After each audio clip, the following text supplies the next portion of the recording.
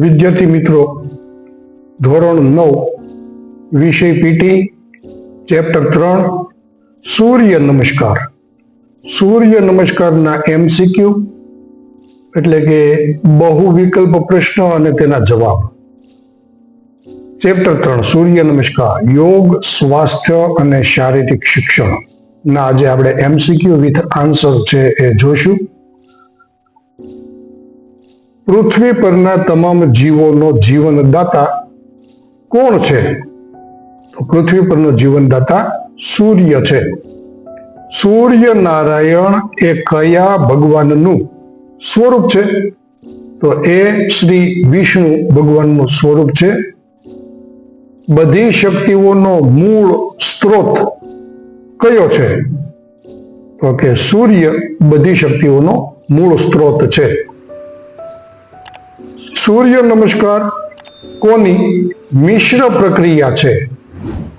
તો યોગાસન અને પ્રાણાયામની મિશ્ર પ્રક્રિયા છે સૂર્ય નમસ્કાર. સૂર્ય નમસ્કારને કેવો વ્યાયામ કહે છે? તો કે સંપૂર્ણ વ્યાયામ કહે છે.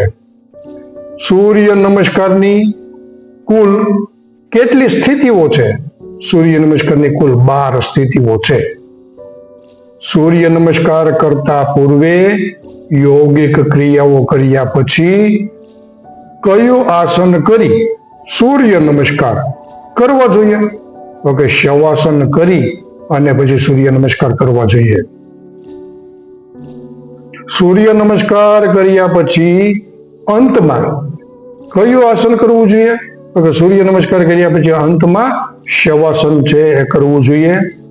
કયો મંત્ર બોલીને સૂર્ય નમસ્કારની પહેલી સ્થિતિની શરૂઆત છે એ કરવી જોઈએ? તો કે ઓમ મિત્રાય નમઃ મંત્ર બોલીને સૂર્ય નમસ્કારની પહેલી સ્થિતિની શરૂઆત છે એ કરવી જોઈએ. સૂર્ય નમસ્કારની પહેલી સ્થિતિ કરવાથી કયો લાભ થાય છે? આત્મવિશ્વાસ વધે છે સૂર્ય નમસ્કાર કરવાથી. કયો મંત્ર બોલીને સૂર્ય નમસ્કારની બીજી સ્થિતિની શરૂઆત કરવી જોઈએ? તો એનો માટેનો મંત્ર છે ઓમ રવિએ નમઃ બોલીને સૂર્ય નમસ્કારની બીજી સ્થિતિની શરૂઆત કરવી જોઈએ. સૂર્ય નમસ્કારની બીજી સ્થિતિ કરવાથી કયો ફાયદો થાય છે? તો કે સૂર્ય નમસ્કારની બીજી સ્થિતિ કરવાથી આપણને કરોડરજ્જુ લચીલી અને મજબૂત બને છે. કયો મંત્ર બોલીને સૂર્ય નમસ્કારની ત્રીજી સ્થિતિની શરૂઆત છે કરવી જોઈએ? ઓમ સૂર્યાય નમઃ બોલીને ત્રીજી સ્થિતિની શરૂઆત છે કરવી જોઈએ. સૂર્ય નમસ્કારની ત્રીજી સ્થિતિ કરવાથી કયો ફાયદો થાય છે? તો ત્રીજી સ્થિતિ કરવાથી કરોડ લચીલી બને છે. કયો મંત્ર બોલીને સૂર્ય નમસ્કારની ચોથી સ્થિતિની શરૂઆત કરવી જોઈએ? એના માટેનો મંત્ર છે ઓમ ભાનવે નમઃ બોલીને ચોથી સ્થિતિની શરૂઆત કરવી જોઈએ. સૂર્ય નમસ્કારની ચોથી સ્થિતિ કરવાથી કયો ફાયદો થાય છે? તો ચોથી સ્થિતિ કરવાથી છાતી મજબૂત બને છે. કયો મંત્ર બોલીને સૂર્ય નમસ્કારની પાંચમી સ્થિતિની શરૂઆત છે એ કરવી જોઈએ? એના માટેનો મંત્ર છે ઓમ ખગાય નમઃ મંત્ર બોલીને પાંચમી સ્થિતિની શરૂઆત છે એ કરવી જોઈએ. સૂર્ય નમસ્કારની પાંચમી સ્થિતિ કરવાથી કયો ફાયદો થાય છે? તો પાંચમી સ્થિતિ કરવાથી કબજિયાત મટે છે. કોન્સ્ટિપેશન કબજિયાત મટે છે. કયો મંત્ર બોલીને સૂર્ય નમસ્કારની છઠ્ઠી સ્થિતિની શરૂઆત છે એ કરવી જોઈએ? એના માટેનો મંત્ર છે ઓમ પૂષ્ણે નમઃ બોલીને સૂર્ય નમસ્કારની છઠ્ઠી સ્થિતિની શરૂઆત છે એ કરવી જોઈએ. સૂર્ય નમસ્કારની છઠ્ઠી સ્થિતિ કરવાથી કયો ફાયદો થાય છે? તો છઠ્ઠી સ્થિતિ કરવાથી હાથ બળવાન બને છે. કયો મંત્ર બોલીને સૂર્ય નમસ્કારની 7મી સ્થિતિની શરૂઆત કરવી જોઈએ? તો 7મી સ્થિતિની શરૂઆત કરવા માટેનો મંત્ર છે ઓમ હિરણ્ય ગર્ભાય નમઃ. આ મંત્ર બોલીને સૂર્ય નમસ્કારની 7મી સ્થિતિની શરૂઆત છે કરવી જોઈએ. સૂર્ય નમસ્કારની 7મી સ્થિતિ કરવાથી કયો ફાયદો થાય છે?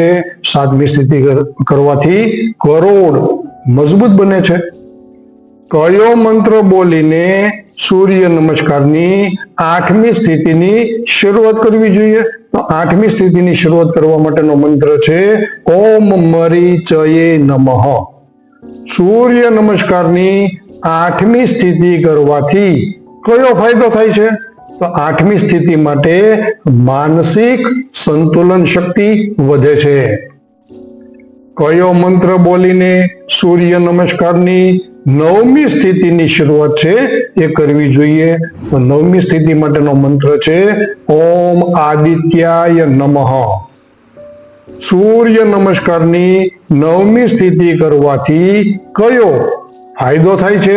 તો 9મી સ્થિતિ કરવાથી નિતંબ અને ખભા મજબૂત બને છે. કયો મંત્ર બોલીને સૂર્ય નમસ્કારની 10મી સ્થિતિની શરૂઆત છે એ કરવી જોઈએ? તો 10મી સ્થિતિની શરૂઆત કરવા માટેનો મંત્ર છે ઓમ સવિત્રે નમઃ.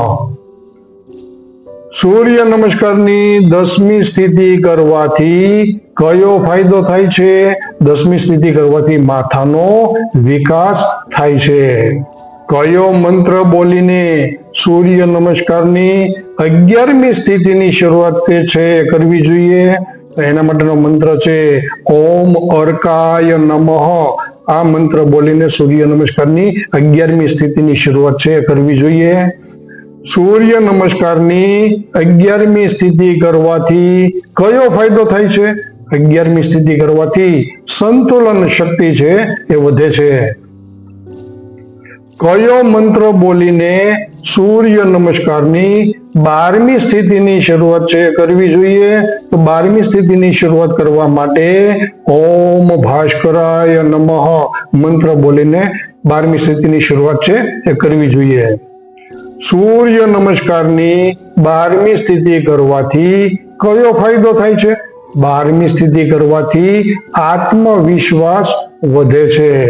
સૂર્ય આપણને કયું વિટામિન આપે છે? તો કે સૂર્ય આપણને ડી વિટામિન આપે છે. સૂર્ય નમસ્કારની કુલ 12 સ્થિતિમાં કઈ 2 સ્થિતિઓ એક સમાન છે?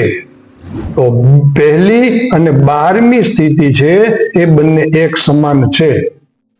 કુલ કેટલી સ્થિતિઓ પૂર્ણ થતા સૂર્ય નમસ્કારનું એક ચક્ર પૂરું થાય છે? 12 સ્થિતિઓ પૂર્ણ થતા સૂર્ય નમસ્કારનું એક ચક્ર છે એ પૂરું થાય છે. સૂર્ય નમસ્કારની કઈ સ્થિતિથી શરીરના પાછળના ભાગના સ્નાયુઓ મજબૂત બને છે? તો એના માટેની સ્થિતિ 5 છે એ કરવાથી શરીરના પાછળના ભાગના સ્નાયુઓ છે એ મજબૂત બને છે. સૂર્ય નમસ્કારની કઈ સ્થિતિથી માનસિક સંતુલન શક્તિ વધે છે? તો એના માટે સ્થિતિ 8 કરવાથી માનસિક સંતુલન શક્તિ છે એ વધે છે. સૂર્ય નમસ્કાર કરવાથી કોની કૃપા દ્રષ્ટિ પ્રચંડ માત્રામાં વરસે છે? તો કે સૂર્યની કૃપા દ્રષ્ટિ પ્રચંડ માત્રામાં વરસે છે સૂર્ય નમસ્કાર કરવાથી. સૂર્ય નમસ્કારની કઈ સ્થિતિથી માથાનો વિકાસ થાય છે?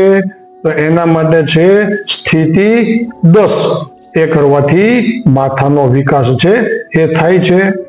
સૂર્ય નમસ્કારની કઈ સ્થિતિ થાઇરોઇડ ગ્રંથિને લગતા રોગો દૂર કરવામાં મદદ કરે છે? એના માટે સ્થિતિ 7 કરવાથી થાઇરોઇડ ગ્રંથિને લગતા રોગો દૂર કરવામાં મદદરૂપ થાય છે. તો વિદ્યાર્થી મિત્રો, આવા જ વિડીયો જોવા માટે ચેનલ લાઈક, શેર અને સબસ્ક્રાઇબ કરજો. ધન્યવાદ.